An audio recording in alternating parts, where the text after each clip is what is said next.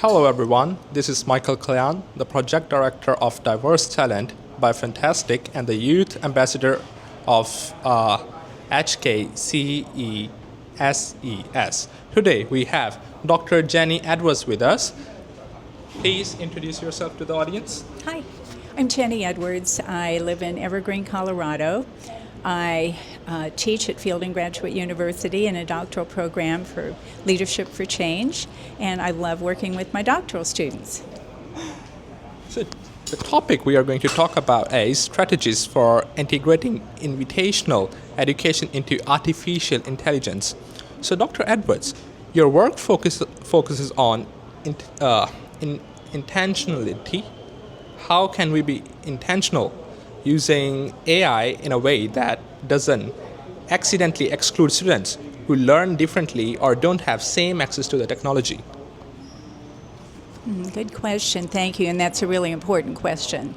Actually, it's interesting, all the things that I've read about AI in education talk about that it really helps us work with students who are intellectually challenged, who are different, even better. And that is what has been throughout the literature that I'm familiar with. And it helps them, literally there are programs, and I wish I could name them. A lot of the books are in my handout that you have. And they talk, and I can give you names of more books, but they talk about how the AI can tweak the lessons to meet the needs of each child. So it's not like one size fits all, but it's a variety. And it seems like that is a real advantage of AI to enable teachers to meet individual differences. Well, that was a lovely answer. Let's move on to our next question. The 5 P's of IE are people, places, policies, programs, and processes, right? Which of these do you think is most at risk of being negatively impacted by AI, and which one has the most to gain? That's an interesting question as well. All of the literature that I've read starts with the importance of people. It starts with the importance of using AI to do administrative tasks so that teachers can have more time to work with kids and to focus on building those relationships.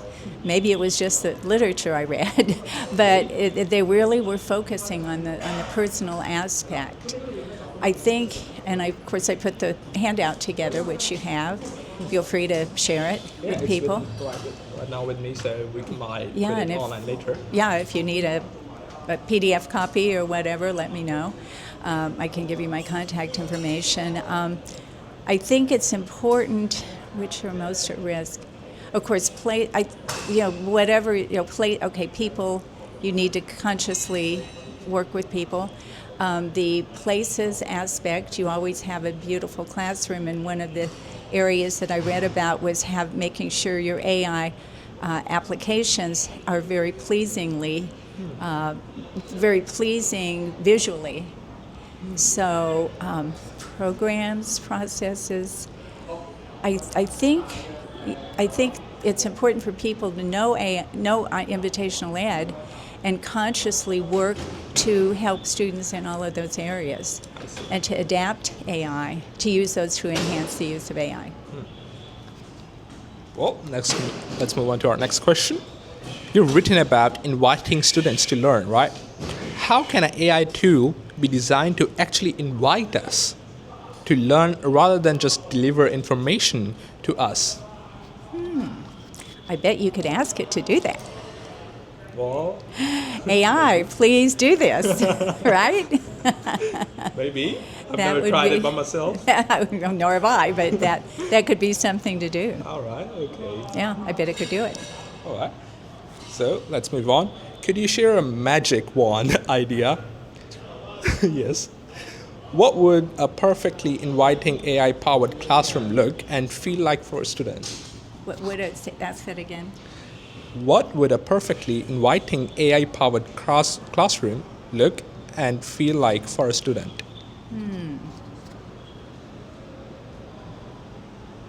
I think it would be, wow. I think it would take a lot of intentionality on the part of the teacher, to use all aspects. I think it would involve the teacher working individually with each student and helping them to make sure they feel comfortable using AI, using the applications, involving the parents, helping the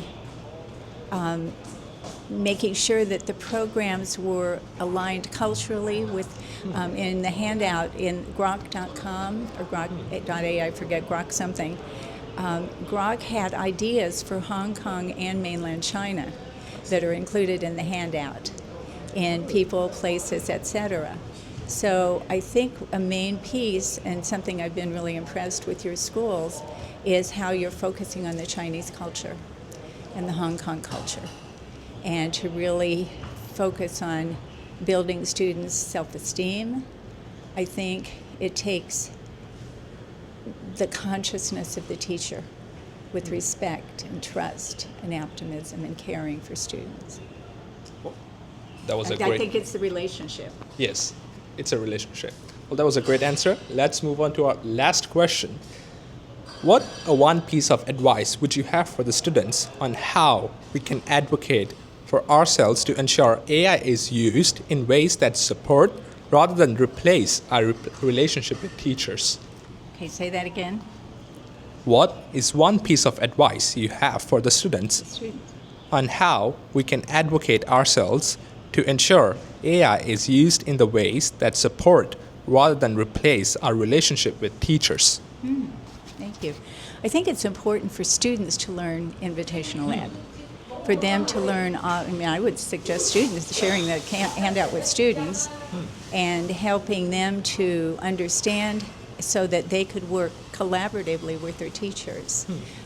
One student that I was talking to in the U.S., I said, so, does your teacher use AI? She said, yeah, and they do it to get out of a lot of work.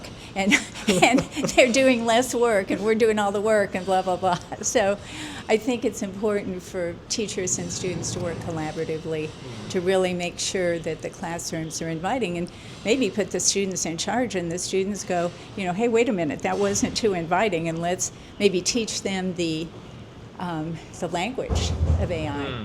So that they are kind of, and like as a teacher, maybe I might do something that was that was unintentionally inviting, and the student would go, by the way, here's how you might tweak that. I don't know, just a thought. Put them in charge. All right, well. So students, you're going to be in charge of the AI from now. So there. Well, thank you very much, Dr. Jenny Edwards. It was a pleasure talking to you, and thank you for your precious time and for your precious words. I hope all the audience might have learned something new. Of course they might have learned something new. They must have learned something new because we are with Dr. Jenny Edwards. Well, thank you very much. Hope to see you soon again. Hope to see you again. Appreciate it.